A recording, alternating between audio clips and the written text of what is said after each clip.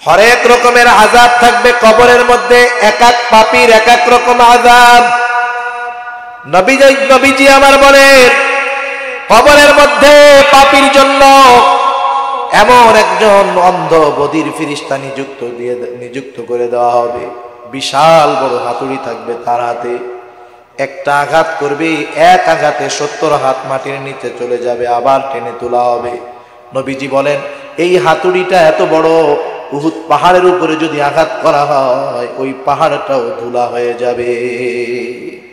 প্রতি আঘাতে চিৎকার করবে, মানুষ এবং জিন ছাড়া ওই পাপীর চিৎকারের আওয়াজ অন্যান্য প্রাণীরা শুনতে পাবে। শুধু তাই না, এইরকম বিভিন্ন রকমের আযাব কষ্ট তার ভোগ করতে হবে।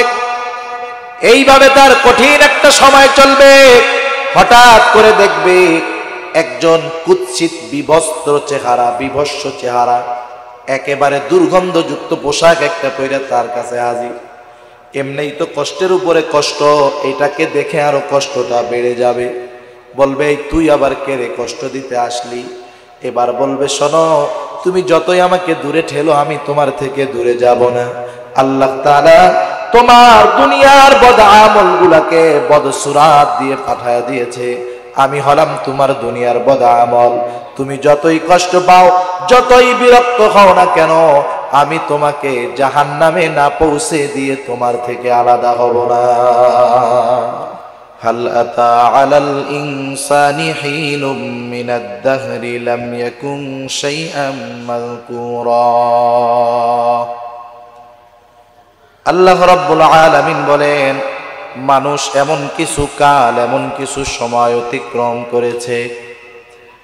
আমরা প্রত্যেকটা মানুষই এমন কিছু কাল, এমন কিছু সময় অতিক্রম করেছি, অতিবাহিত করেছি। আল্লাহ তাআলা বলেন, লাম ইয়াকুন শাইআম মাযকুরা, উল্লেখ করার মতো আমাদের কোনো কিছুই ছিল না। আমরা ছিলাম রূহের জগতের এক বাসিন্দা।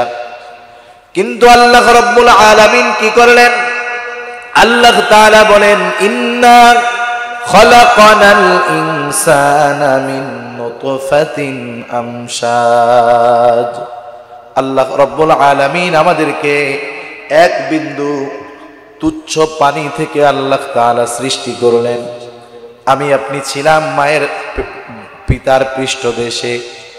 আল্লাহ রাব্বুল আলামিন মাতা পিতা উভয়ের মিলনের মাধ্যমে আল্লাহ তাআলা পিতার পৃষ্ঠদেশ থেকে এক ফোঁটা শুক্র কীট আল্লাহ রাব্বুল আলামিন মায়ের রেহেমের ভিতরে পৌঁছায়া দিলেন। শুধু তাই নয়, আল্লাহ তাআলার আদেশে ওই মায়ের পেটের মধ্যে ওই শুক্র কীটটা 120 দিন পর, 120 দিনের প্রসেসের পর একটা মাংসের পিণ্ডে তৈরি হয়ে গেল, একটা মাংসের টুকরা হয়ে গেল। 120 দিন পর জমাট রক্ত থেকে গোশতপিণ্ডে পরিণত হয়ে গেল। 120 দিন যখন অতিবাহিত হলো, একটা স্ট্রাকচার, একটা আকৃতি আমি আপনি পেয়ে গেলাম। এইবার আল্লাহ রাব্বুল আলামিনের আদেশে দুইজন ফেরেশতা মায়ের রহমের মধ্যে আমার আপনার ওই মৃত মাংসের টুকরা, যেই বডিটা আজকে বড় হয়ে গেছে, এই মৃত বডির মধ্যে আল্লাহ তাআলার আদেশে ফেরেশতা এসে রূহ তথা প্রাণ ফুঁকে দিয়ে দিল। মায়ের পেটের মধ্যে প্রাথমিক অবস্থায় আমি ছিলাম মৃত্যু, মরা একটা মাংসের টুকরা আমি ছিলাম। ওই রূহ যখন আসলো, আমি তখন মায়ের পেটের মধ্যে নড়াচড়া শুরু করলাম, প্রাণ পেলাম। মা বুঝতে পারলো আমার পেটের মধ্যে আমার সন্তানটা প্রাণ পেয়ে গেছে। তাহলে মূলত মানুষের মূল জিনিস যেটা, সেটা হলো রূহ, যেটার মাধ্যমেই আজকে আমি আপনি চলাচল করতেছি। আমার দেহ থেকে যখন রূহটা পৃথক হয়ে যাবে, আমি আবারও একটা মাংসের টুকরায় পরিণত হয়ে যাব। আমাকে মানুষ আর কোনো গুরুত্ব দিবে না। তাহলে বোঝা গেল মানুষের মূল উপাদান যেটা, মূল বিষয় যেটা, সেটার নাম হলো রূহ। এই প্রাণটাই হলো মূল। কিন্তু এই রূহটা কি জিনিস? রূহটা কি জিনিস? রাসূল আকরাম সাল্লাল্লাহু আলাইহি ওয়াসাল্লাম যখন মক্কার কাফেরদের মধ্যে তাওহীদের সালাত আখিরাতের দাওয়াত দিতেছেন, এক আল্লাহ তাআলার গোলামি ইবাদত করার জন্য আহ্বান করতেছেন, দাওয়াত দিতেছেন, নিজের রিসালাতের কথা, নবুয়তের কথা তাদের মধ্যে প্রচার করতেছে। বুঝতে হবে মক্কার মুশরিক যারা ছিল তাদের মধ্যে দীর্ঘদিন কোনো নবীর আগমন ঘটে নাই। দাবি করতো ঠিক আছে, কিন্তু ইব্রাহিম আলাইহিস সালাম তার এক সন্তান হযরত ইসমাঈল আলাইহিস সালাম, আর এক সন্তান ছিলেন হযরত ইসহাক আলাইহিস সালাম। ইব্রাহিম আলাইহিস সালামের পরে ঈসা আলাইহিস সালাতু ওয়াস সালাম পর্যন্ত যত নবী এসেছে সব ছিল ইসহাক আলাইহিস সালামের বংশধর, কিন্তু ইসমাঈল আলাইহিস সালামের বংশের পরে আর কোনো নবী নাই। দীর্ঘদিনের গ্যাপ, যেহেতু তাদের বংশে কোনো নবী আসে নাই, সেই জন্য কোন ব্যক্তি নবী হতে পারে না হতে পারে এই বিষয়ে তাদের কোনো স্বচ্ছ ধারণা ছিল না। রাসূলুল্লাহ সাল্লাল্লাহু আলাইহি ওয়াসাল্লাম নবুয়তের দাবি করতেছেন। মক্কার কুরাইশ কাফের সরদারেরা চিন্তা করলো এই মুহাম্মদ তার জীবনের বড় একটা সময় আমাদের মধ্যে কাটিয়েছে, অতিবাহিত করেছে, হঠাৎ করে নিজে নবী দাবি করতেছে। মুহাম্মদ কি আসলে নবী নাকি নবী নয় এ ব্যাপারে তো আমাদের কোনো ধারণা নাই। একজন কোন ব্যক্তি নবী হতে পারে, নবী হওয়ার জন্য কেমন গুণাবলীর দরকার, এটা বুঝতে পারবে তারা যাদের বংশে ধারাবাহিকতার ক্রমান্বয়ে নবীদের আগমন ঘটেছে। বনি ইসরাইল ধারাবাহিকভাবে নবী পাইছে, একের পর এক নবী তাদের মধ্যে সব সময় থাকছে। এজন্য ওরা চিন্তা করলো, দুইজন লোকরে বলল যাও তোমরা মদিনায় চলে যাও, আহলে কিতাব আলেম যারা আছে ইহুদি খ্রিস্টান তাদের কাছে গিয়ে বলবা যে আমাদের মধ্য থেকেই একজন লোক নিজেকে নবী বলে দাবি করতেছে। এখন এই লোকটা আসলে নবী কি নবী নয় আমরা কিভাবে বুঝতে পারবো? এইবার ওই দুইজন লোক মদিনায় চলে গেল। মদিনায় যাওয়ার পর তাদের কাছে সব কথাগুলা খুলে বলল। এবার আহলে কিতাব আলেমরা তাদেরকে শিখায়া দিল, শোনো, তোমাদের মধ্য থেকে যেই লোকটা নবী দাবি করতেছে তাকে গিয়ে তোমরা 3টা প্রশ্ন করবা। সে যদি এই 3 প্রশ্নের জবাব দিতে পারে তাহলে কোনো সন্দেহ নাই ওই লোকটা আল্লাহর প্রেরিত রাসূল। তোমরা যাইয়া 3টা প্রশ্ন করবা। তারা ওই 3 প্রশ্ন নিয়ে হাজির হয়ে গেল। তারা চিন্তা করতেছিল এই 3 প্রশ্নের জবাব হয়তো মুহাম্মদ দিতে পারবে না। তারা 3টা প্রশ্ন নিয়ে হাজির। তাদের 3টা প্রশ্নের একটা প্রশ্ন ছিল রূহ কি জিনিস, আর একটা প্রশ্ন ছিল হযরতে যুলকারনাইন আলাইহিস সালামের ব্যাপারে, আর একটা প্রশ্ন ছিল আসহাবে কাহাফের ব্যাপারে। লম্বা ঘটনা এগুলা।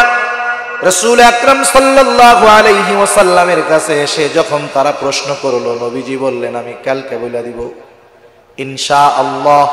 না বলার কারণে ওহী আসতে বিলম্ব হলো। সেটা লম্বা ইতিহাস, লম্বা ঘটনা, আমি সেই দিকে যাব না, শুধু রূহের ব্যাপারে বলবো। তাদের প্রশ্নের জবাবটা আল্লাহ তাআলা বিলম্বে হলেও আল্লাহর নবীকে জানায়া দিলেন।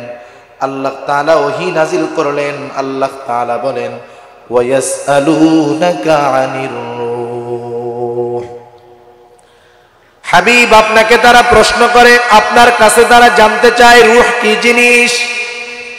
তারা আপনাকে প্রশ্ন করে রূহ কি জিনিস, আপনি জবাব দিয়ে দেন কুলির রূহু মিন আমরি রাব্বি ওয়া মা উতীতুম মিনাল ইলমি ইল্লা কলিলা। আল্লাহ রাব্বুল আলামিন বলেন আপনি জবাব দিয়ে দেন রূহ হলো এটা আমার রবের একটা আদেশ। সুবহান। আদেশ কি দেখা যায় ধরা যায়? আদেশ দেখা যায় ধরা যায়? তাহলে রূহ এমন একটা জিনিস ধরাও যায় না দেখাও যায় না, এটা আমার রবের আদেশ। এই জিনিসটা নিয়ে আল্লাহ তাআলা অতিমাত্রায় গবেষণা করতে মানা করলেন। এর প্রমাণ হলো আল্লাহ তাআলা এই জবাব দেওয়ার সাথে সাথে আল্লাহ তাআলা বলেন, ওয়ামা উতিতুম মিনাল ইলমি ইল্লা কলিলা। রূহ হলো এটা রবের আদেশ, তোমাদেরকে অতি সামান্য জ্ঞান দেওয়া হয়েছে। সুবহানাল্লাহ। সূরা কাহাফের মধ্যে একটা ঘটনা আছে, হযরত মূসা ও হযরত খাজির আলাইহিস সালাম, এই দুইজনের মধ্যে একটা ঘটনা আছে। যখন প্রথম ঘটনা, দুইজনে এক নৌকায় উঠছে না, নৌকায় উঠার পরে দুজনে কথা বলতেছে। এই কথার ফাঁকে হঠাৎ একটা পাখি ওই দরিয়ার মধ্যে আইসা তার ঠোঁটটা চুবাইয়া দিছে, এক চুবনি দিয়ে আবার উঠে গেছে। এই ভ্রমণের ঘটনা ঘটার কারণ ছিল, এক ব্যক্তি হযরত মূসা আলাইহিস সালাতু ওয়াস সালামকে প্রশ্ন করেছিলেন, সবচাইতে বড় জ্ঞানী কে? ওনার প্রশ্নের কিন্তু বিভিন্ন ব্যাখ্যা করা যায়। মূসা আলাইহিস সালাম নিজের ব্যাখ্যা অনুযায়ী সঠিক উত্তরই ছিল, জামানার মধ্যে যেই সমাজে যেই দেশে নবী থাকে, নিঃসন্দেহে ওই জামানায় ওই সময়ে সবচাইতে বড় জ্ঞানী হলো ওই নবী। উনি এই ব্যাখ্যার আলোকে বলছেন আমি সবচাইতে বড় জ্ঞানী। যাই হোক, আল্লাহ তাআলার কাছে হয়তো মনোভূত হয় নাই, আল্লাহ তাআলা এই সফরের ঘটনাটা ঘটাইছেন খাজির আলাইহিস সালামের সাথে। ওনারা যখন দুইজন নৌকার মধ্যে উঠছেন, এই প্রশ্ন করার পরে যে হযরত মূসা আলাইহিস সালাম নিজের ব্যাপারে এমনটা বলেছে যে আমি সবচাইতে বড় জ্ঞানী, এটা কিন্তু উনি খাজির আলাইহিস সালামকে বলেন নাই। এরপরেও দেখেন, যখন দুইজনে নৌকার মধ্যে উঠছে, একটা পাখি যখন সমুদ্রের মধ্যে তার ঠোঁটটা ডুবাইয়া দিল, এই দৃশ্যটা দুইজনই দেখলেন। দেখার পরে হযরত খাজির আলাইহিস সালাম বলতেছে, ভাই মূসা শুনে নাও, আল্লাহ তাআলার জ্ঞানের সামনে আমাদের জ্ঞানটা কেমন। এই যে পাখি সমুদ্র থেকে যতটুকু পানি উঠায়া নিল, আল্লাহ তাআলার জ্ঞানের তুলনায় কেমন জানি আল্লাহর জ্ঞান হলো ওই সমুদ্র তুল্য, আর আমাদের জ্ঞান ওই পাখি যতটুকু পানি উঠায়া নিয়েছে ততটুকুও নয়। আল্লাহ তাআলা বলেন, ওমা উতিতুম মিনাল ইলম ইল্লা কলিলা, অতি সামান্য ইলম তোমাদেরকে দেওয়া হয়েছে, অতি সামান্য জ্ঞান তোমাদেরকে দেওয়া হয়েছে। এই অতি সামান্য জ্ঞান পাইয়া আমরা কত কিছু করে ফেলি, ঠিক না? আর যদি আল্লাহ কইতো যে মোটামুটি তোমাদেরকে ভালোই একটু জ্ঞান দিছি, তাইলে তো সবই উল্টায় ফেলতাম আমরা।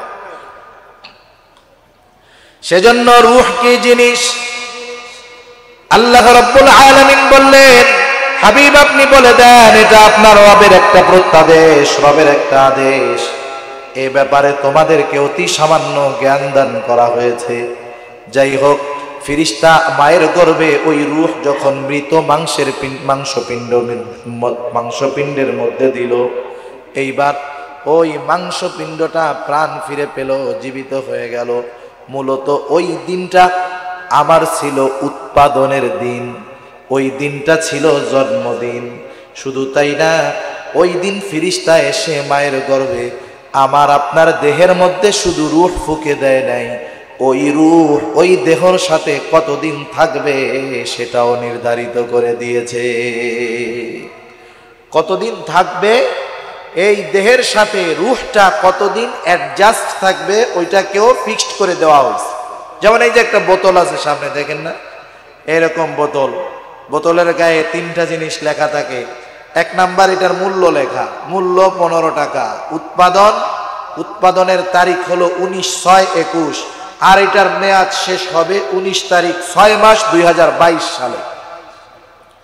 প্যাকেটজাত পণ্য সহ এরকম কিছু পণ্য আছে যেগুলার গায়ে উৎপাদনের তারিখ আর মেয়াদ লেখা থাকে, ঠিক না?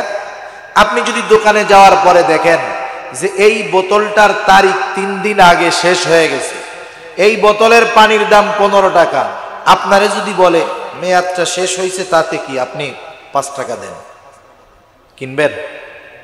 বলেন ধর্মী তোমার ওইটা এক্সপায়ার ডেট হয়ে গেছে, ওটা ফাও দিলেও খাওয়া যাবে না, যদি খাইয়া মরি, অসুস্থ হই, কে চিকিৎসা করাবে? একটা ভয় লাগবে, ঠিক না? বোতলের গায়ের মেয়াদ লেখা আছে, দেখা যায়। এই জন্য দেখে শুনে মেয়াদ শেষ হলে ওটাকে বাদ দেওয়া যায়, মেয়াদ শেষ হওয়ার আগে ব্যবহার করা যায়। কিন্তু আমার আপনার গায়েও হায়াতের একটা লিমিটেশন আছে, মেয়াদ আছে। ওই মেয়াদটা আছে ঠিক, কিন্তু বোতলের গায়ের মেয়াদের মতো সেটা দেখা যায় না। মেয়াদ ফুরায় গেলে যেমন এটার কোনো দাম নাই, যদি কেউ দোকানের মধ্যে রাখে, ভ্রাম্যমাণ আদালত যদি জানতে পারে, দেখতে পারে, উল্টা তার নামে মামলা হয়ে যাবে।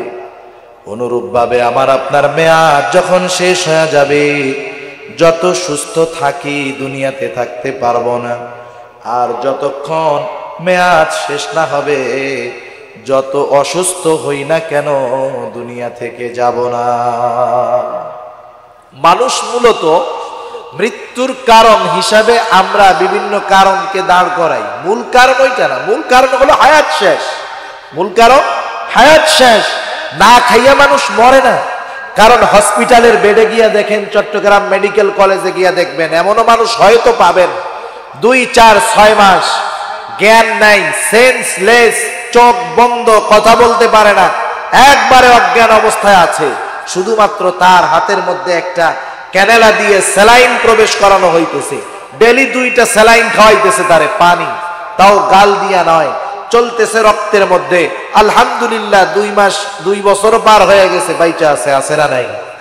যদি খাওয়ার কারণে মানুষ মরতো, তাহলে তো ওইটা তো মরার কথা আগে। তার মানে বোঝা গেল মেয়াদের সাথে আমার আপনার সম্পর্ক। মেয়াদ শেষ, সুস্থ হলেও দুনিয়াতে থাকা যাবে না, মেয়াদ শেষ না হলে, অসুস্থ হলেও কেউ মরবে না। একটা দিন তো অবশ্যই মেয়াদ শেষ হয়ে যাবে। যখন আমার আপনার মেয়াদ শেষ হয়ে যাবে, ওই মালাকুল মউত একেবারে নির্দিষ্ট সময় আমার আপনার দেহ থেকে রূহটাকে আলাদা করার জন্য হাজির হয়ে যাবে। যেই দিন, যেই সময়, যেই সেকেন্ডে, যেই ন্যানো সেকেন্ডে আমার মৃত্যু আল্লাহ লিখা রাখছেন, একেবারে যথা সময়ে মালাকুল মউত হাজির হয়ে যাবে। সেকেন্ডেরও বেশ কম হবে না। 100 ন্যানো সেকেন্ডে 1 সেকেন্ড, 1 সেকেন্ডকে 100 ভাগ করা যায়, তাতে হয় 100 ন্যানো সেকেন্ড। ওই 1 ন্যানো সেকেন্ড সময়ও ব্যতিক্রম হবে না। আল্লাহ তাআলা বলেন, ফাইযা জাআ আজালুহুম লা ইস্তাখিরুনা সাআতান ওয়া লা ইস্তাকদিমুন। রূহের জগতে কত যুগ, কত শতাব্দী, কত বছর কাটায় আসলাম, হিসাব নাই। কিন্তু দুনিয়ার জিন্দেগির হিসাবটা তো স্বাভাবিক। কেউ 1 বছর, কেউ 1 মাস, কেউ 10 বছর, 20 বছর, 50, 60, 70, 80, 90, 100 বছর বাঁচে এমন লোকের সংখ্যা নাই বললেই চলে। 100 বছর বাঁচে এমন লোক খুঁজে পাওয়া এখন বড় দায়।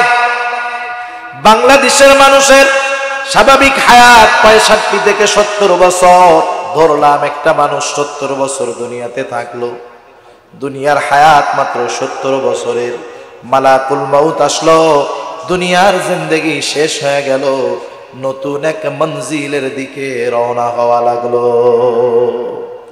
কিন্তু এই দুনিয়ার সময়টা যত কম হোক, এই দুনিয়ার সময়টা হলো সবচাইতে দামি সময়, ঠিক না? কারণ একটা ছেলে লেখাপড়া করে বছরের পর বছর, কিন্তু পরীক্ষা দেয় কয় মাস ধরে? একটা সাবজেক্ট 1 মাস পরীক্ষা দেয়।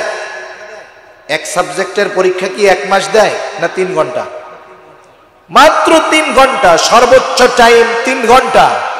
কিন্তু এই 3 ঘন্টা সময় তার জীবনের সবচেয়ে গুরুত্বপূর্ণ সময়। সে যদি এই অল্প সময় হেলায় খেলায় কাটায় দেয়, তাহলে তার নামের পেছনে আজীবন ফেল যুক্ত হয়ে যাবে। আর যদি এই 3 ঘন্টা সময়কে যথাযথভাবে কাজে লাগাতে পারে, তার নামের সাথে গোল্ডেন A+ সংযুক্ত হয়ে যাবে, ঠিক কিনা বলেন? তাহলে পরীক্ষার হলের সময় কম, দাম বেশি। দুনিয়ার জিন্দেগির সময় কম, তবে এই দুনিয়ার জিন্দেগির সময়ের দামটা সবচাইতে বেশি। সুবহান, হায়াতের দাম সবচাইতে বেশি। সেজন্য এই সময়গুলা যে কাজে লাগাতে পারবে, এরপর থেকে নিয়ে যেই মঞ্জিলগুলা শুরু হবে, প্রত্যেকটা মঞ্জিল তার জন্য আরামদায়ক, শান্তিদায়ক হয়ে যাবে। মালাকুল মউত তো আসবে তার প্রাণটাকে হরণ করতে। মুসনাদে আহমদের লম্বা হাদিস, নবীজি জানায় দেন যেই মানুষগুলা দুনিয়ার মধ্যে এই অল্প সময়টাতে আল্লাহর গোলামি করে অতিবাহিত করেছে, আল্লাহ তাআলার নাফরমানি করে নাই, এই মানুষগুলার বিদায়ের সময় হবে একরকম। আর যেই মানুষগুলা গোটা জিন্দেগির এই সময়টাকে হেলায় খেলায় কাটালো, আল্লাহর নাফরমানি করলো, এই মানুষগুলার জীবনের শেষ সময়টা হবে আর এক রকম। যেই মানুষগুলা দুনিয়াতে নেক কাজ করে, ভালো কাজ করে, ওই মানুষগুলার যখন দাড়ি পাকে, ওই মানুষগুলা দাড়ি পাকার সাথে সাথে তার আল্লাহ ভীতি এবং মৃত্যুর চিন্তা আরো বাড়ে, ঠিক না? খেয়াল করে দেখবেন, যে সমস্ত মুরব্বী হারামের সাথে জড়ায় না, মুত্তাকি পরহেজগার মানুষ, এই মানুষগুলার দাড়ি যত পাকে, জিজ্ঞাসা করবেন যে দাদা, চাচা, দুনিয়ায় তো হায়াত শেষের দিক, বয়স 60 বছর 65 বছর, এখন আপনার মনে কি চায়? নেককার মানুষ বলবে এখন মন চায় আল্লাহ জানি ইমানের সাথে দুনিয়া থেকে নেয়, ঠিক কিনা বলেন? তারা সব সময় চিন্তিত থাকে জানি ইমান সহকারে দুনিয়ার মঞ্জিল শেষ করে পরের মঞ্জিলে পদার্পণ করতে পারে। যেই মানুষগুলা এই 60-70 বছরের হায়াত আল্লাহর গোলামিতে অতিবাহিত করে, এই মানুষগুলা মৃত্যুর সময় নিয়ে চিন্তিত থাকে, কিন্তু আল্লাহ তাআলা জানায় দেন, ও আমার গোলাম, তুমি তোমার যৌবন প্রৌঢ়ত্ব আমার গোলামিতে অতিবাহিত করলা, তোমার এই জিন্দেগির শেষ মুহূর্তে আমি আল্লাহ তোমাকে কোনো সাহায্য করব না, এটা হতে পারে না। যারা সরকারি চাকরি করে, আছে না সরকারি চাকরিজীবী আপনাদের এদিকে, মনে করেন একজন আর্মিতে ঢুকছে 18 বছর বয়সে, সে ম্যাট্রিক পরীক্ষা দিয়েই আর্মির চাকরিতে ঢুকে গেল। এই লোকটা চাকরি করবে মনে করেন 62 বছর বয়স পর্যন্ত সে চাকরি করলো। একটা মানুষ যদি তার 18 বছর থেকে 62 বছর পর্যন্ত সময়টা গভর্নমেন্টকে দিয়ে দেয়, এই সময়টাই তার জীবনের সবচাইতে গুরুত্বপূর্ণ সময়। এই সময়টা ছিল তার অর্থ উপার্জনের সময়, এই সময়টা ছিল তার দুনিয়া ঘুরে বেড়ানোর সময়, উপভোগ করার সময়। কিন্তু এই 62 বছর বয়স পর্যন্ত সরকারের চাকরি করতে করতে শক্তি, মেধা, সময় সব তারে দিয়ে দিচ্ছে। এবার যদি 62 বছর পর সরকার তারে চাকরিচ্যুত করে বলে, যাও এবার যা মন চাই করো, আমি আর তোমার কোনো জিম্মাদারি নিলাম না, তাইলে বলেন তো, এই লোকটা সারা জিন্দেগি চাকরি করলো সরকারের, কিন্তু সরকার চাকরি শেষ হওয়ার পরে তাকে রিজেক্ট টিস্যুর মতো ফালায়া দিল, তাইলে তার উপরে জুলুম হবে কি হবে না? কিন্তু সরকার এই জুলুম করে নাই। সরকার কি করলো? সরকার জানায়া দিল, তুমি চিন্তা করো না, যেহেতু তুমি তোমার জীবনের সবচাইতে গুরুত্বপূর্ণ সময়টা আমার অধীনে থেকেছো এবং যথাযথভাবে তুমি তোমার দায়িত্ব পালন করেছো, তুমি কোনো চিন্তিত হয় না, ভীত হয় না। তুমি চাকরি থেকে চলে যাওয়ার পর আমি তোমাকে বেতন দিব না এমনটা নয়, বরং তোমার মৃত্যু পর্যন্ত প্রতি মাসে তোমার জন্য আমি একটা ব্যবস্থা রেখে দিলাম। শুধু তাই না, চাকরির শেষে তুমি কি করবা? ব্যবসা করতে চাও, একসাথে এত টাকা কোথায় পাবা?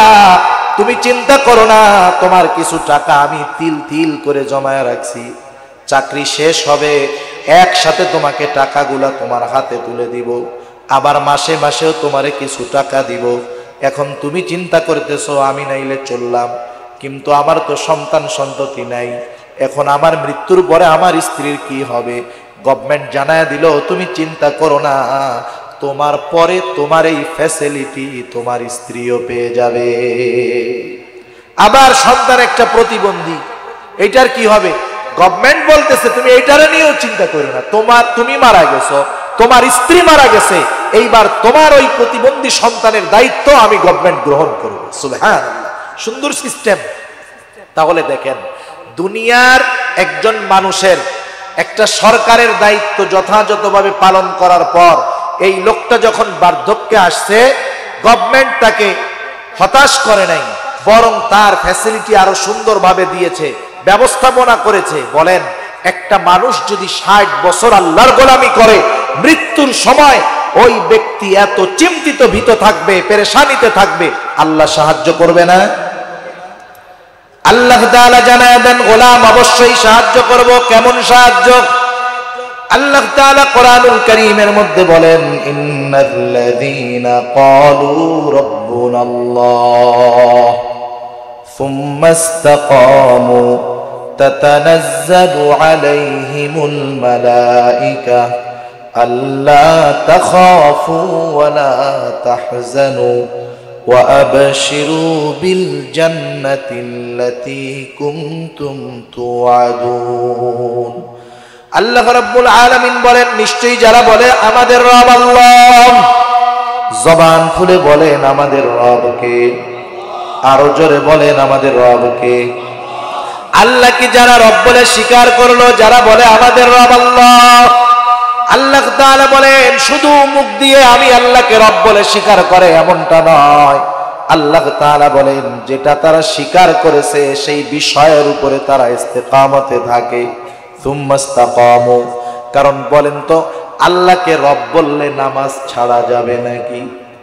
জোরে বলেন যাবে নাকি? আল্লাহকে রব বললে ঘুষ খাওয়া যাবে নাকি?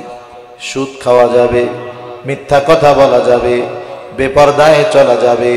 তার মানে যারা আল্লাহকে রব বলে তারা আল্লাহ তাআলার সব আদেশ নিষেধকে মেনে নেয় এবং তার উপরে জিন্দেগি অতিবাহিত করে। এই ধরনের মানুষগুলা যখন জীবনের অন্তিম মুহূর্তে পৌঁছায় যায়, আল্লাহ তাআলা বলেন, ও আমার গোলাম তুমি চিন্তা করো না, ভীত হয়ো না, কারণ শয়তান একটা মানুষের মৃত্যুর সময় তার সর্বোচ্চ বাহিনী নিয়ে আক্রমণ করে। কারণ ইবলিস খুব ভালো করে জানে এই মানুষটা দুনিয়াতে যত নেক আমল করুক না কেন, কিন্তু মৃত্যুর সময় তার ঈমানটাকে যদি হরণ করা যায় সারা জিন্দেগির আমলগুলা বরবাদ হয়ে যাবে। এজন্য শয়তান তার বাহিনী নিয়ে মুমিন বান্দার মৃত্যুর সময় আক্রমণ করে। এই ভয়টাই নেককার মানুষ পায় বিধায় বার্ধক্যে পৌঁছানোর পরে বারবার বলে দোয়া কইরেন যাতে ঈমানের সাথে মরতে পারি। ঠিক কিনা বলে? আল্লাহ তাআলা বলেন, বান্দা তুমি ঈমান নিয়ে মরার চিন্তায় আছো, চিন্তা করো না। শয়তানের বাহিনী শয়তান নিয়ে আসবে আর আমি আল্লাহ তাআলা আমার বাহিনী পাঠায়া দিব। আল্লাহ তাআলা বলেন, তাতানাজ্জালু আলাইহিমুল মালায়েকা। আল্লাহ তাআলা ওই নেককার মুমিন বান্দার মৃত্যুর সময় একদল ফেরেশতা তার কাছে পাঠায়া দেয়। শুধু তাই না, ওই মুমূর্ষ ব্যক্তি ফেরেশতাদের উপস্থিতি টের পায় যদি সে নেককার হয়। আয়েশা তারা কি বলে, আল্লাহ তাখাফু ওয়ালা তাহজানু, হে আল্লাহর বান্দা তুমি ভয়ও পাও না, চিন্তাও করো না। শুধু তাই না, তার ভয় এবং চিন্তাকে দূর করার জন্য ওই ফেরেশতারা দুনিয়াতেই ওই আল্লাহর খাঁটি বান্দাকে জান্নাতের সুসংবাদ শোনায়া দেয়। আল্লাহ তাখাফু ওয়ালা তাহজানু ওয়া আবশিরু বিল জান্নাহ, ফেরেশতারা আয়েশা তাকে জান্নাতের সুসংবাদ দেয়। সুবহান। তারা বলে ভয়ও পাও না, চিন্তাও করো না। ওয়া আবশিরু বিল জান্নাতিল্লাতী কুনতুম তুআদুন, আল্লাহ রাব্বুল আলামিন যেই জান্নাতের প্রতিশ্রুতি তোমাকে দিয়েছে সেই জান্নাতের সুসংবাদ তুমি শুনে নাও। শুধু তাই না, এইবার ওই ফেরেশতারা বলে তুমি ভয়ও পাও না, চিন্তাও করো না। কেন করবা না? শুনে নাও।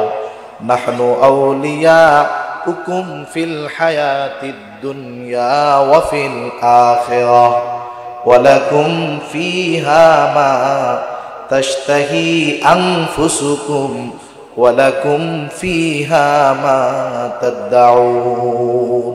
ফেরেশতারা আয়েশা বলে ভয়ও পাও না, চিন্তাও করো না, জান্নাতের সুসংবাদও জানায় দেয়। আবার বলে নাহনু আউলিয়াউকুম ফিল হায়াতিদ দুনিয়া ওয়া ফিল আখিরাহ, আমরা ফেরেশতারা দুনিয়াতেও তোমার বন্ধু, পরকালেও তোমার বন্ধু। সুবহানাল্লাহ। সেজন্য তোমার ভয়ও নাই, চিন্তাও নাই। তুমি শুনে নাও, তুমি এমন জান্নাতের সুসংবাদ শুনে নাও যেই জান্নাতের মধ্যে তোমার মন যা চায় আল্লাহ সব রেখে দিয়েছে। দুনিয়াতে যা মন চায় তাও আছে, জান্নাতে যাইয়া যা মন চাবে তাও আল্লাহ তাআলা ওই জান্নাতের মধ্যে রেখে দিয়েছে।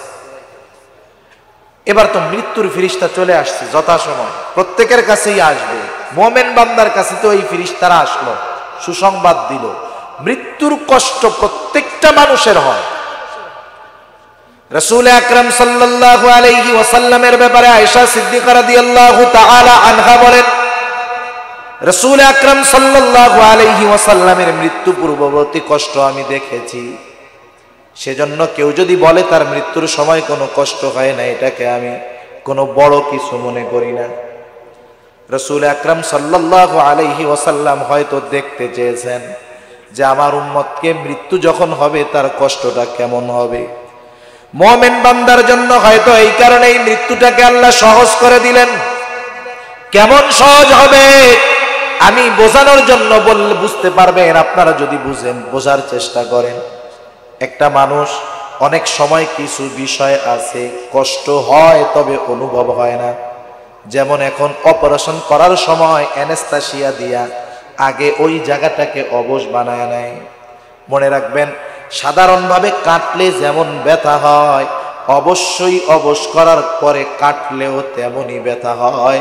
কিন্তু সাময়িক ইনজেকশন দেওয়ার কারণে ওই ব্যথাটা ওই ব্যক্তির কাছে অনুভব হয় না।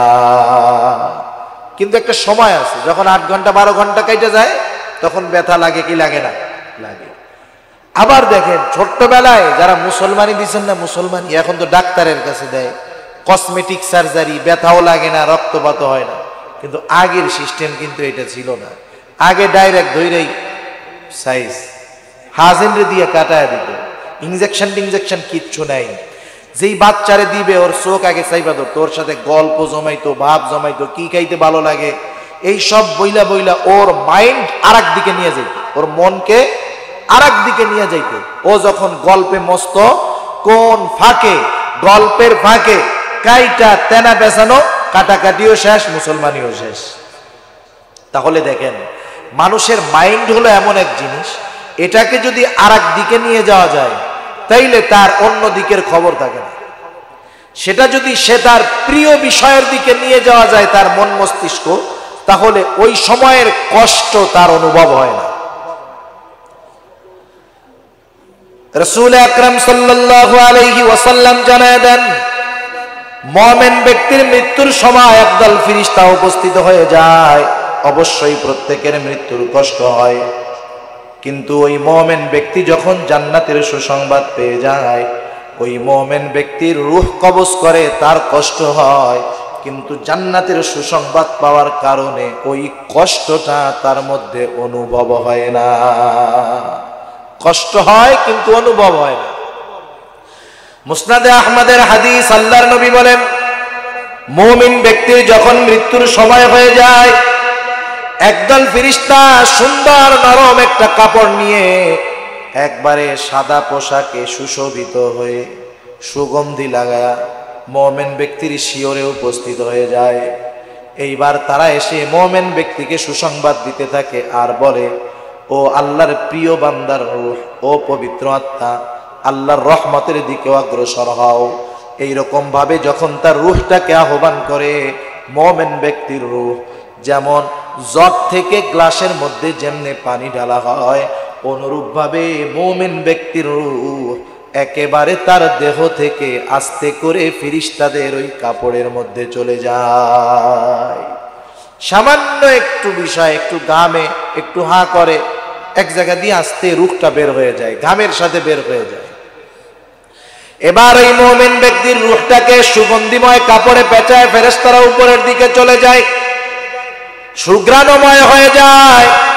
আসমানের ফেরেশতারা যারা আছে, আসমানের দরজার প্রহরী যারা আছে, তাদেরকে দরজা খোলার জন্য বলা হয়। তারা বলে, কার রূহ? বলে, অমকের ছেলে অমকের রূহ। আসমানের ফেরেশতা বলে, হ্যাঁ, ওই লোকটা বড় ভালো ছিল, নেককার ছিল, অবশ্যই তার জন্য আসমানের দরজা খোলার অনুমতি রয়েছে। শুধু তাই না, আসমানের ফেরেশতারা যেমন তাকে ভালো বলে, আল্লাহ রব্বুল আলামিন কোরআনুল কারীমের মধ্যে জানায় দেন, যখন কোন জালেম মারা যায় তার জন্য আসমান কাঁদে না, জমিন কাঁদে না। এই আয়াতের তাফসীরে আল্লাহ রব্বুল আলামিনের নবী জানায় দেন, যখন কোন নেককার বান্দা মারা যায় তার জন্য আসমানও কান্না করে, জমিনও কান্না করে। তাফসীরে ইবনে কাসীরের মধ্যে আসছে, প্রত্যেকটা মানুষের জন্য আসমানে পার্সোনাল করে দুইটা দরজা আছে, আমারও আছে দুইটা, আপনারও দুইটা আছে। আল্লাহ তাআলা বলেন ফামা বাকাত আলাইহিমুস সামাউ ওয়াল আরদ, জালেমের মৃত্যুতে আসমানও কাঁদে না, জমিনও কাঁদে না।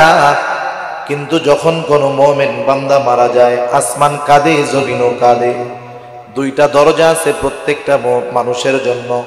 একটা দরজা দিয়া তার নেক আমলগুলা আল্লাহর দরবারে হাজির করা হয়, আর একটা দরজা দিয়া দুনিয়াতে তার আর আল্লাহর দরবারে পেশ করা হবে না। আবার আরেকটা দরজা বলে আজকে থেকে আর আমি দরজার মধ্যে দিয়ে মুমিন বান্দার রিজক দুনিয়াতে পৌঁছাবে না। এক এক করে মুমিন বান্দার রূহ সব 7টা আকাশের দরজা তার জন্য খুলে দেওয়া হয়। আল্লাহর পক্ষ থেকে ঘোষণা হয়, যাও আমার ওই বান্দার নামটা ইল্লিনের মধ্যে অন্তর্ভুক্ত করে দাও। জালেমের কাছেও তো আসে, কিন্তু জালেমের মৃত্যুর সময় তো আল্লাহ রহমতের ফেরেশতা পাঠাবে না, কারণ আল্লাহ রাব্বুল আলামিনের আদেশ মানে নাই। সারা জিন্দেগি আল্লাহর নাফরমানি করছে, গুনাহ করছে, পাপ করছে, ইসলাম বিরোধী কর্মকাণ্ডের সাথে থাকছে, দ্বীনি কাজের সাথে খবর নাই, মসজিদে যায় নাই, সুদ ঘুষের অভাব নাই, এমন কোন অপরাধ নাই লোকটা করে নাই, তাওবাও করে নাই। তার কাছেও মৃত্যুর ফেরেশতা যথাসময়ে হাজির হয়ে যাবে। নবীজি বলেন বিভৎস কুৎসি চেহারার একদল ফেরেশতা দুর্গন্ধময় পোশাক পরে খসখসে সালার কাপড়ের মতো একটা কাপড় নিয়ে তার কাছে হাজির হয়ে যাবে। ওই ফেরেশতাদের বিভৎস চেহারা দেখেই ওই বদকার বান্দার অবস্থা খারাপ হয়ে যাবে। এইবার গিয়ে তারা বলবে, এই পাপী বান্দার রূহ আল্লাহর গজবের দিকে ধাবিত হ, আল্লাহর অসন্তুষ্টির দিকে ধাবিত হ। এইবার রূহটা তার দেহ থেকে বের হতে চাবে না, দেহর মধ্যে দৌড়াদৌড়ি শুরু করবে, লোকটা ছাটাছাটি শুরু করবে। এইবার ওই ফেরেশতারা জোর করে ওই পাপিষ্ট ব্যক্তির দেহ থেকে রূহটাকে জোর করে টান দিয়ে বের করবে। কয়েকটা বর্ণনা আসছে, ওই মুহূর্তে ওই ব্যক্তির এতটা কষ্ট হবে, যদি একটি জীবিত ছাগল তার চামড়া ছিলে ফেলা হয়, ওই ছাগলটার যত কষ্ট হবে তার চাইতেও তার বেশি কষ্ট হবে। তার রূহটাকে দুর্গন্ধময় কাপড়ে পেঁচা নিয়ে যাওয়া হবে। আসমানের ফেরেশতারা বলবে, কার রূহ? বলবে অমকের ছেলে অমক। বলবে লোকটা বড় বদকার ছিল, তার জন্য আসমানের দরজা খোলার অনুমতি নাই। এবার আল্লাহর পক্ষ থেকে ঘোষণা হবে, যাও ওই গোলামের নামটা সিজ্জিনের মধ্যে অন্তর্ভুক্ত করে দাও। এবার কি হয়, যখন মৃত্যুটা হয়ে গেল, দেহ থেকে রূহটা বের হয়ে গেল, আত্মীয় স্বজন নিশ্চিত হয়ে গেল এখন আর দেহর সাথে রূহ নাই। এইবার মুয়াজ্জিন বা ইমাম সাহেবকে ফোন দিয়ে বলে, বাইরে আমার বাবা, আমার চাচা, আমার দাদা দুনিয়া থেকে মারা গেছে, ইন্তেকাল করিয়েছে, একটু ঘোষণা দিয়ে দেন। তাই করে না? যারটাই হোক করে, তো নেককার হোক আর বদকার হোক করে। ঘোষণা হয়ে যাবে, বাঁশখালীর আব্দুর রহিম আজ বিকাল 5 ঘটিকার সময় ইন্তেকাল করিয়াছে, আগামী দিন সকাল 9টায় তার জানাজা হবে। শব্দটা বলল ইন্তেকাল। ইন্তেকাল শব্দের অর্থ সব কিছু শেষ হয়ে যাওয়া নয়, বরং নতুন করে আরেকটা শুরুর অপেক্ষা। ইন্তেকাল শব্দের অর্থ হলো স্থানান্তরিত হওয়া। আব্দুর রহিম ইন্তেকাল করছে মানে কি? আব্দুর রহিম এতকাল দুনিয়ায় ছিল, দুনিয়া থেকে এখন সে নতুন আর এক জায়গায় স্থানান্তরিত হয়েছে, যেটার নাম হলো আলমে বরজখ। যেটার নাম হলো কি? আলমে বরজখ। তাহলে আব্দুর রহিম কি এই বডির নাম? জোরে বলেন, আব্দুর রহিম কি এই বডির নাম? এই বডির নাম না। এই বডি থেকে যখন আব্দুর রহিম বের হয়ে যায়, রূহটা যখন বের হয়ে যায়, তখন কি বলা হয়? বলা হয় এটা লাশ। যদি চিটাগাং মেডিকেলে মারা যায়, মানুষ তখন বলে না যে আব্দুর রহিম কখন আসবে, বলে লাশটা কখন আসবে, আব্দুর রহিমের লাশটা কখন আসবে। লাশের জানাজা তৈয়ার হয়েছে, গোসল করা হয়েছে, লাশ কাফন দেওয়ানো হয়েছে, তখন তার নাম কি বলে? লাশ। লাশ মানে লাশ, শাইউন, যার মধ্যে কিছু নাই। কি নাই? আসলটা নাই, কিন্তু দেখা যায় না। আসলটা কার আদেশ? জোরে বলেন। এবার আব্দুর রহিম ইন্তেকাল হয়ে গেছে, জানাজা কমপ্লিট হলো। এবার আব্দুর রহিমের দেহটাকে কবরস্থ করা হলো। নবীজি বলেন, যখন মানুষ কবরস্থ করে, মাইয়াতকে কবরস্থ করে চলে যায়, 40 কদম যাওয়ার মতো সময় আর কি, এতটুকু পরে 2 জন ফেরেশতা ওই কবরের মধ্যে উপস্থিত হয়ে যায়, প্রত্যেকের কবরে হাজির হয়ে যায়। এইবার যেই ব্যক্তি নেককার তাকেও 3টা প্রশ্ন করে, বদকার তাকেও 3টা প্রশ্ন করে। এই 3টা প্রশ্ন এমন 3টা প্রশ্ন, তামাম দুনিয়ার সব মানুষকে আগেই এই 3টা প্রশ্ন জানায়া দেওয়া হয়েছে। বুঝতে হবে, যেই পরীক্ষার প্রশ্ন আগে জানায়া দেওয়া হয় না, বুঝতে হবে এই পরীক্ষার প্রশ্ন হবে সহজ। কিন্তু যেই পরীক্ষার প্রশ্ন আগে জানায়া দেওয়া হয়, বুঝতে হবে এই প্রশ্নের জবাব দেওয়া কঠিন। কিছু প্রশ্নের উত্তর আছে যেটা শুধু লেখাপড়ার সাথে সম্পৃক্ত বিষয়, মুখস্থর সাথে সম্পৃক্ত বিষয়, লেখার সাথে সম্পৃক্ত বিষয়। আর কিছু প্রশ্নের উত্তর আছে লেখাপড়ার সাথেই সম্পৃক্ত বিষয় নয়, বরং এটা প্র্যাকটিক্যাল আমলের সাথে সম্পৃক্ত বিষয়। এই 3 প্রশ্নের জবাব লেখাপড়ার সাথে সম্পৃক্ত নয়, এই 3 প্রশ্নের জবাব হবে আমলের সাথে সম্পৃক্ত। এই 3 প্রশ্নের আলোকে দুনিয়াতে যে আমল করবে, ওই লোকটা যদি কোনোদিন নাও জেনে থাকে যে কবরে যাওয়ার পরে এই 3 প্রশ্ন করা হবে, যদি নাও জানে, তবে এই 3 প্রশ্নের আলোকে দুনিয়াতে আমল করেছে, কবরে যাওয়ার পর ওই 3 প্রশ্ন করার সাথে সাথে সে জবাব দিয়ে দিয়েছে। কিন্তু কেউ যদি চিন্তা করে দুনিয়ায় নকল করে তো কম পরীক্ষায় পাশ করি নাই, এবার ওসিয়ত করছে মরার আগে ওই 3 প্রশ্ন উত্তর সহ উত্তর লিখে কাফনের মধ্যে দিয়ে দিস, যখন প্রশ্ন করতে আসবে আমি দেখাই বলবো যে তোমরা কি প্রশ্ন করতে আসতো, আমি জানি উত্তর এইটা, এটা তোমরা যাও। এ সুযোগ কবরে আছে? জোরে বলেন আছে? এবার মুমিন বান্দার কবরের মধ্যে প্রশ্ন করা হবে। 1 নাম্বার প্রশ্ন, মার রব্বুক, তোমার রব কে? মুমিন বান্দা বলেন, সারা জিন্দেগি গোলামি করেছে কার? বলেন তো, প্রকৃত গোলাম কখনো কি তার মনিবকে চিনতে ভুল করবে নাকি? মুমিন বান্দা সাথে সাথে জবাব দিয়ে দিবে, আমার রব হলো আল্লাহ। 2 নাম্বার প্রশ্ন বলবে, কমা দিনুক, তোমার দিন কি? যদি কেউ তার গোটা জিন্দেগি ইসলামী শরঈ অনুশাসনের মাধ্যমে চালিয়ে থাকে, গোটা জিন্দেগির প্রতিটা পদক্ষেপে, পারিবারিক জীবন, ব্যক্তিগত জীবন, রাজনৈতিক জীবন, সামাজিক জীবন, সর্বক্ষেত্রে যদি ইসলামের আলোকে জীবনকে সাজায় থাকে, জীবন ব্যবস্থা যদি তার ইসলামের আলোকে হয়, সাথে সাথে জবাব দিয়ে দিবে, আমার দিন হলো ইসলাম। 3য় প্রশ্ন করা হবে। 2টা বর্ণনা, 1 বর্ণনায় আসছে জিজ্ঞাসা করা হবে, ওমান নবিয়ুক, তোমার নবীকে? আরেকটা বর্ণনায় আসছে রাসূলুল্লাহ সাল্লাল্লাহু আলাইহি ওয়াসাল্লামের আকৃতি দেখা বলা হবে, মা হাদার রাজুলুল্লাযী বুইসা ফীকুম, এই লোকটাকে যাকে তোমাদের কাছে প্রেরণ করা হয়েছিল। মুমিন বান্দা সে তো নবীজির আদর্শের আলোকে তার জীবনটাকে সাজালো, সুন্নাতের আলোকে তার জীবনকে সাজালো, সে সাথে সাথে জবাব দিবে, হাদা নবিয়ুনা মুহাম্মাদুর রাসূলুল্লাহ। এই 3 প্রশ্নের জবাব মুখস্থর সাথে না, সম্পর্ক আমলের সাথে। ওই যে আল্লাহ বলছে, রব্বুন আল্লাহ সুম্মা ইসতাকামু, আল্লাহরে রব বলে স্বীকার করার পর রবের সব বিধি নিষেধের উপরে ইস্তেকামতের সাথে থাকবে।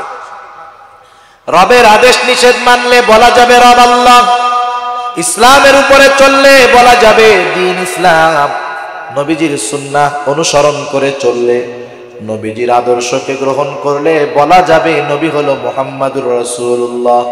এই যে 3 প্রশ্নের জবাব দিয়ে দিল, সে পাস না ফেল? নিঃসন্দেহে পাস। যে পাস করে তার জন্য অবশ্যই সুসংবাদ। এবার আল্লাহর পক্ষ থেকে ঘোষণা আসবে, সাদাকা আবদি, সাদাকা আবদি, ফাফরিশুহু মিনাল জান্নাহ ওয়ালবিসুহু মিনাল জান্নাহ ওয়াফতাহু লাহু বাবান ইলাল জান্নাহ। আল্লাহর পক্ষ থেকে ঘোষণা আসবে, আমার এই গোলাম সত্য বলেছে, পরীক্ষায় পাশ করে গেছে, জান্নাত থেকে একটা জান্নাতি পোশাক এনে তাকে পরায়া দাও, তার কবরের মধ্যে জান্নাতের বিছানা বিছায়া দাও, এবং তার কবরের সাথে জান্নাতের সাথে একটা দরজা খুলে দাও। আর এক বর্ণনায় আসছে, এক একজনের ক্ষেত্রে এক এক রকম হতেও পারে।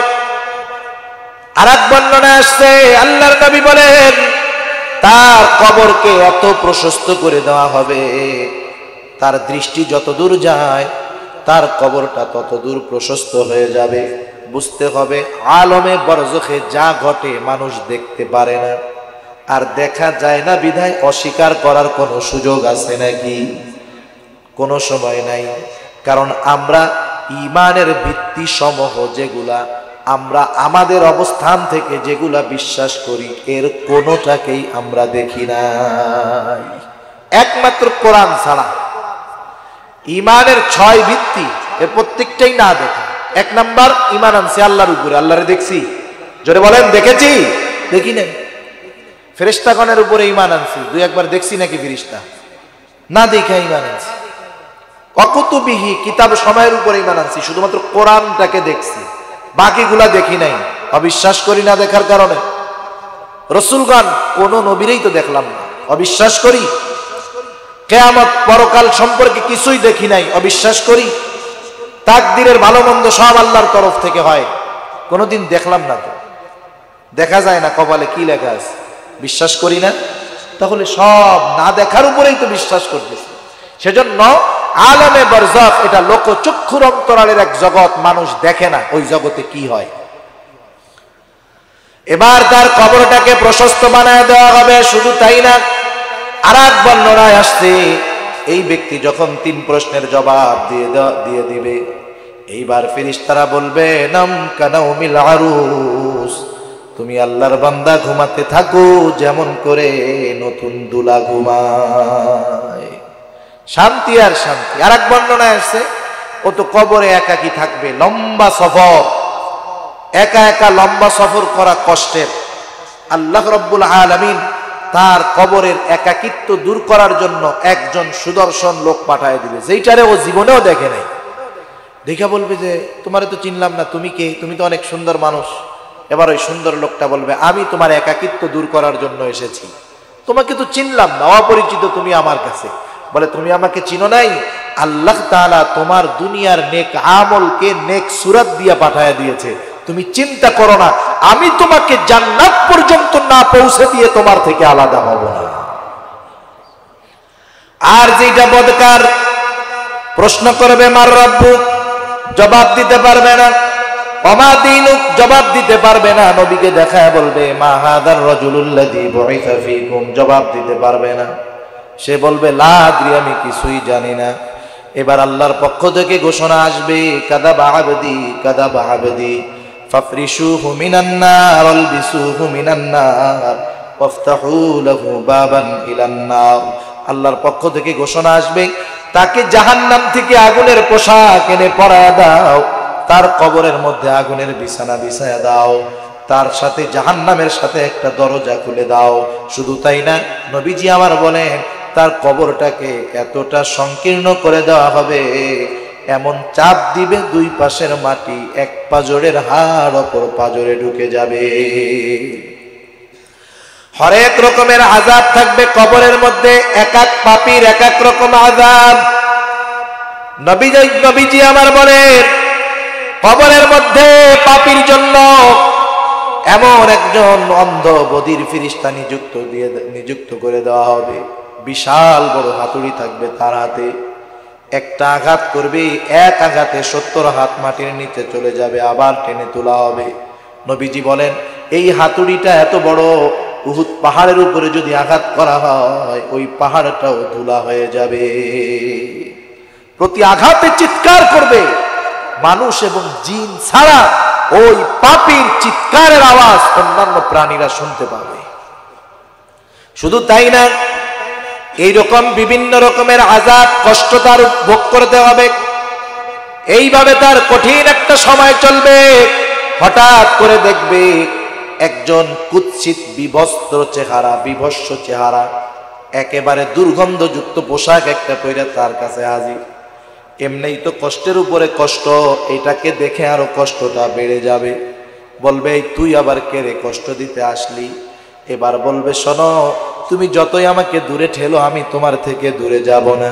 আল্লাহ তাআলা তোমার দুনিয়ার বদ আমল গুলাকে বদসুরাত দিয়ে পাঠায় দিয়েছে, আমি হলাম তোমার দুনিয়ার বদ আমল।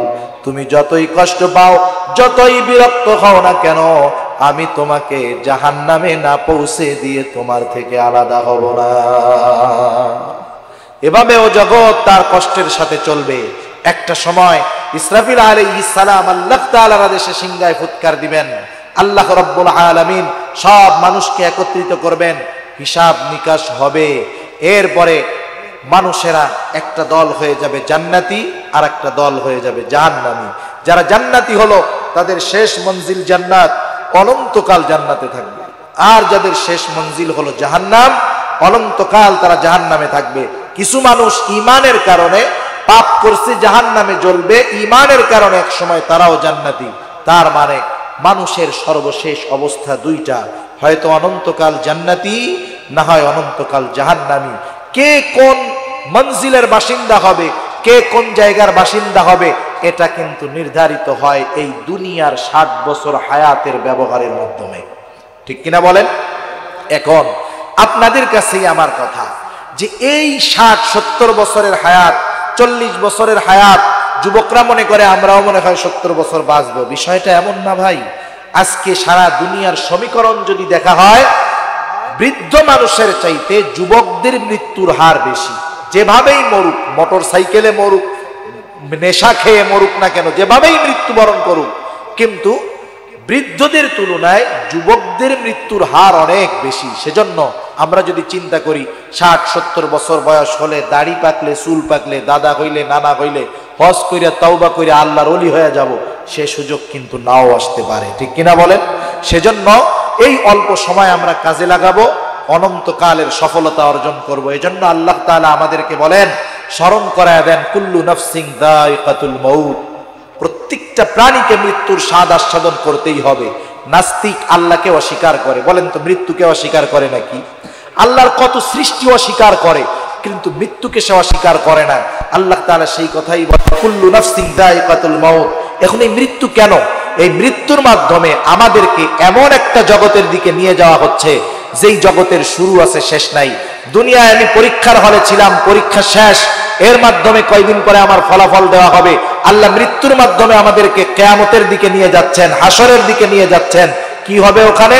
আল্লাহ বলেন ওই দিন, হাসরের দিন, ওয়াইন্নামা তুওয়াফাউনা উজুরাকুম ইয়াউমাল কিয়ামা।